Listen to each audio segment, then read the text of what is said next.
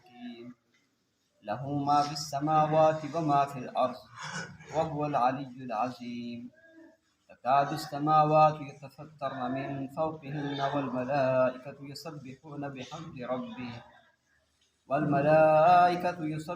بحمد ربهم ويستغفرون لمن في الأرض ألا إن الله هو الغفور الرحيم صدق الله العظيم حامیم عین سین قاف کذالک یوحی الیک وإلی الذین من قبلک، اسی طرح وہی بھیجتا ہے اللہ تعالیٰ آپ کی طرف، وإلی الذین من قبلک، اور آپ سے پہلے انبیاء علیہ السلام کی طرف۔ اللہ العزیز الحکیم، وہ اللہ جو زبردست ہے، حکمت والا ہے۔ لہ ما فی السماوات و ما فی الارض، اسی کا ہے جو کچھ آسمانوں میں ہے، وما فی الارض، اور جو کچھ زمین میں ہے، وہو العلی العظیم، اور وہ بلند و بالا ہے اور بہت بڑا ہے۔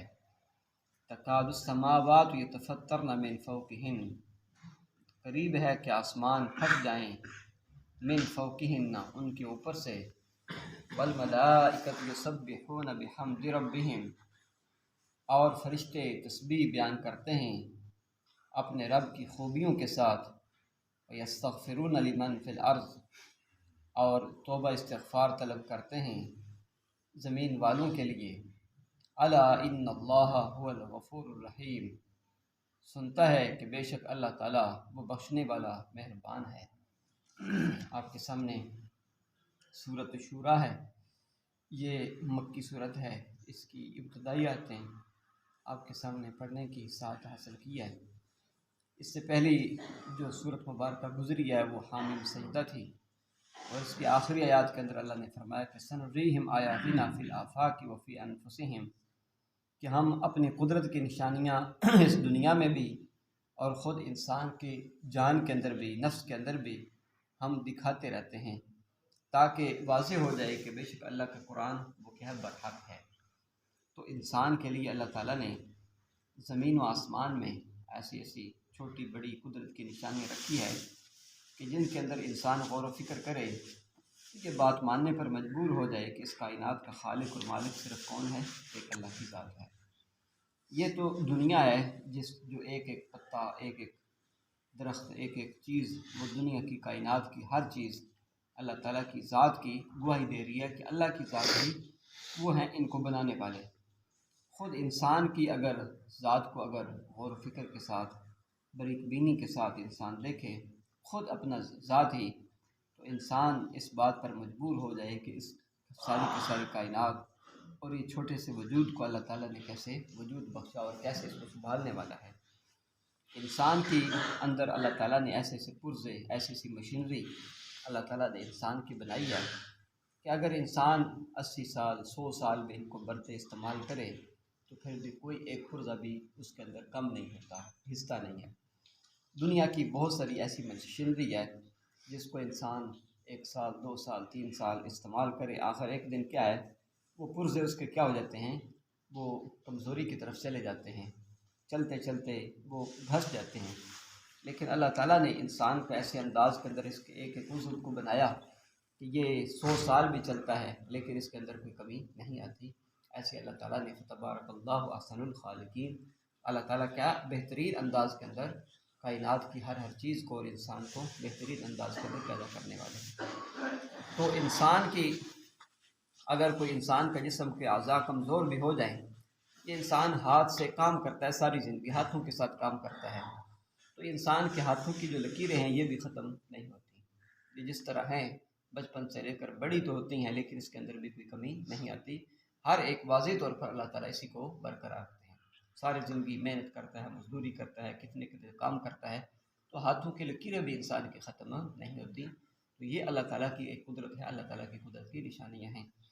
تو آج کی جو آیت کریمہ آپ کے سامنے تلاوت کی ہیں، اس سے اللہ تعالیٰ نے سب سے پہلے اپنے قرآن کی جو حقانیت ہے اس کو ثابت کیا ہے، اور اللہ تعالیٰ یہ فرما رہے ہیں کہ جیسے علوم دنیا، علوم وحی ہم نے آپ کی طرف نازل کیا ہے، آپ سے پہلے انبیاء علیہ السلام کی طرف ہم نے نازل کیا ہے، جیسے آپ کے سے پہلے ہم انبیاء علیہ السلام کی طرف وہی کے ساتھ مخاطب کرتے رہے ہیں، اسی طرح اے پیغمبر صلی اللہ علیہ وسلم ہم نے آپ کو بھی اسی وحی کا مخاطب کیا ہے۔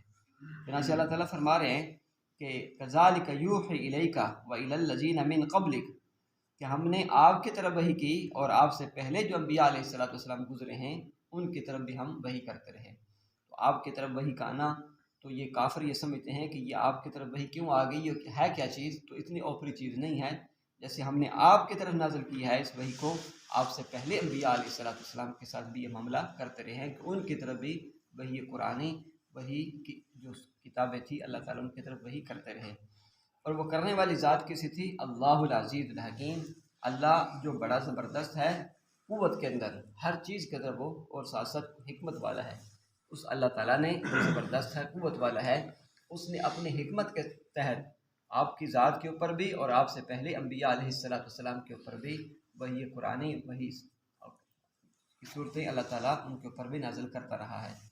اور وہ ذات کیسی ذات ہے؟ لہو ما فی السماوات و ما فی الارض، اسی ذات کا ہے جو کچھ آسمانوں میں ہے اور جو کچھ زمین میں ہے، یعنی زمین آسمان کا جو کچھ بھی ہے وہ اسی کا ہے۔ تو جو جس کا ہو تو وہ مالک بھی وہی ہوتا ہے، تو معلوم کیا ہوتا ہے؟ مالک بھی اللہ تعالیٰ ہی کی ذات ہے۔ وَهُوَ الْعَلِيُّ الْعَظِيمُ، اور وہ ایسی ذات ہے جو بہت ہی بلند و بالا ہے، اور عظیم اور بہت بڑی ذات ہے اللہ تعالیٰ کی۔ تو اللہ کی ذات بلند و بالا بھی ہے اور اس کے ساتھ ساتھ بڑی ہی بہت بڑی ذات ہے اللہ تعالیٰ کی۔ تو اس ذات نے کیا کیا؟ زمین و آسمان کو پیدا کیا اور اس زمین و آسمان کی مخلوق کو پیدا کیا۔